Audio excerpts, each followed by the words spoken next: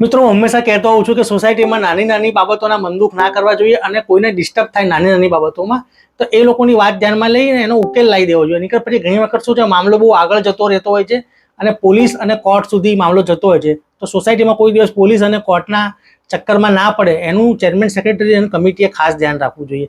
હવે આ મુદ્દો એવો છે કે મારા વાચક ફોલોઅર મિત્રએ મોકલ્યો છે કે સોસાયટીના પ્રમુખ દ્વારા રોજ સવારે 6 વાગે સોસાયટીમાં એક કોમન સ્પીકર મૂકી અને ત્યાં હનુમાન ચાલીસા વગાડવામાં આવે છે.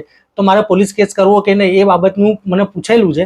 તો મિત્રો આ બાબતનો જવાબ આપવા માટે આ રીલ બનાવી છે. તો સૌથી પહેલાં તમને આ મૂકું છું. એમાં સવાલ શું છે જોઈ હું તમને કહી દઉં.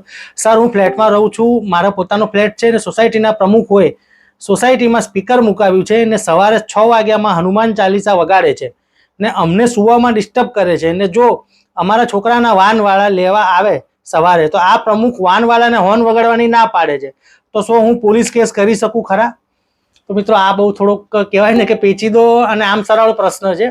પહેલી વસ્તુ તો એ છે કોઈ પણ ધાર્મિક કાર્ય કરવું એ તમામનો મૌલિક અધિકાર છે, બંધારણમાં આપેલો છે.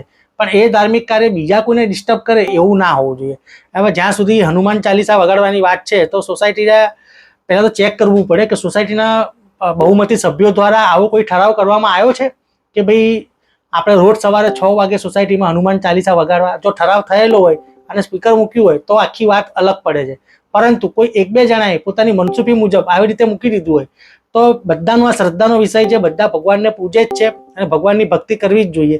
પણ ભક્તિ તમારે તમારા ઘરમાં કરવી જોઈએ એવો મારો અંગત અભિપ્રાય છે. હવે આવી રીતનું સોસાયટીમાં આવી રીતનું હનુમાન ચાલીસા વગાડે અને જ્યારે વાનવાળા આવે અને વાનવાળા હોર્ન વગાડે તો પછી ડિસ્ટર્બ થાય. તો આ એક બેવડું વલણ કહી શકાય. હવે જ્યાં સુધી વાત આવે છે કે પોલીસ કેસ કરવો કે નહીં, તો આવા બધા મામલામાં પોલીસ કેસને કોર્ટના ચક્કરમાંથી દૂર રહેવું જોઈએ. તેમ છતાંય જો તમને બહુ જ ડિસ્ટર્બન્સ થતું હોય તો તમે તમારા વકીલ સાહેબની સલાહ લઈને આગળ વધી શકો છો.